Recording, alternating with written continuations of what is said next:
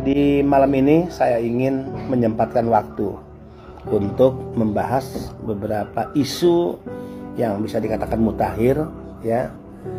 Walaupun isu ini adalah isu lama, yaitu terkait barang kiriman milik pekerja migran Indonesia yang ternyata ini masih banyak masalah di lapangan, masih banyak kendala di lapangan, ya. Nah, saya ingin sharing dengan teman sahabat, kawan dan kerabat, para sobat migran. Yuk, ya, apa sih sebetulnya yang terjadi di lapangan, ya?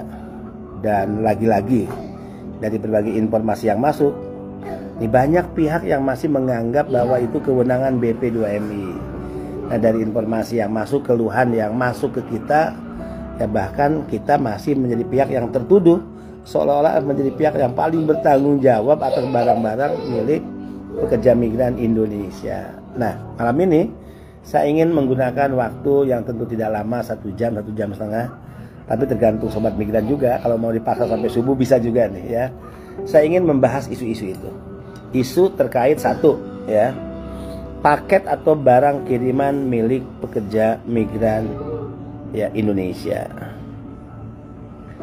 Oke, kemudian ya ada isu-isu lainnya yang menarik juga, yang tentu mudah-mudahan ya ini bisa sampai ke sobat migran. Dan yuk kita lawan segala bentuk hoax, lawan segala bentuk kebohongan, lawan segala bentuk sesat, ya, untuk kita membantu saling men-share kebaikan, saling men-share berita-berita, ya, yang bersifat faktual, ya. Jangan berita bohong, apalagi bersifat fitnah kepada seseorang atau siapapun.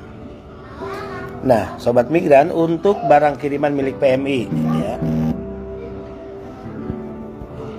Dokumen tadi mana ya? Dokumennya di sini. Tolong dong. Iya. Nih, kita lagi ada di Bandung karena memang sejak kemarin kita sudah ada di tempat ini di Bandung untuk tugas tadi sosialisasi. Besok 2 titik sosialisasi dan insya Allah sore kita kembali ke Jakarta, ya. Pokoknya muter terus nih keadaan, ya. Nah, sobat migran, mungkin sobat migran udah tahu bahwa pemerintah dalam hal ini Menteri Perdagangan, ya, telah mengeluarkan Peraturan Menteri Perdagangan Republik Indonesia, ya, nomor 36 tahun 2023 tentang kebijakan dan pengaturan impor, ya. Nah, ini cukup tebal nih kertasnya. Permendagnya cukup tebal nih.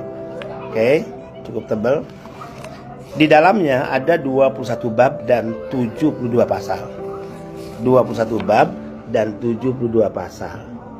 Peraturan inilah yang ditunggu-tunggu oleh para pekerja migran Indonesia, dan peraturan inilah yang karena pembahasannya itu maka banyak barang-barang milik pekerja migran Indonesia tertahan, kan?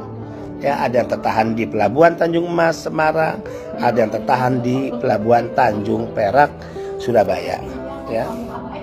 Ini peraturan yang ditunggu nih, udah keluar kan? Ya. Oke, jadi peraturan ini siapa yang keluarin? Bukan BP2MI. Ini jelas kok, peraturan Menteri Perdagangan.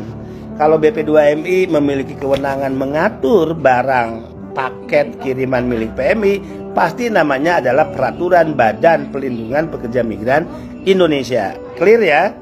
Jadi peraturan itu bukan dikeluarkan oleh BP2MI karena BP2MI tidak punya kewenangan mengatur keluar atau masuk barang kiriman khususnya milik pekerja migran Indonesia. Oke.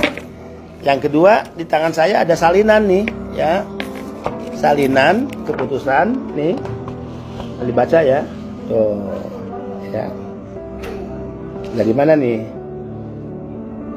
Ya, Peraturan Menteri Keuangan Republik Indonesia. Peraturan Menteri Keuangan Republik Indonesia nomor 141 tahun 2023. Yuk, tentang apa nih? Dibaca, ya. Buat migran. Ya, dibaca. Peraturan Menteri Keuangan atau PMK, ya, Republik Indonesia nomor 141 tahun 2023 tentang ketentuan impor barang pekerja migran Indonesia.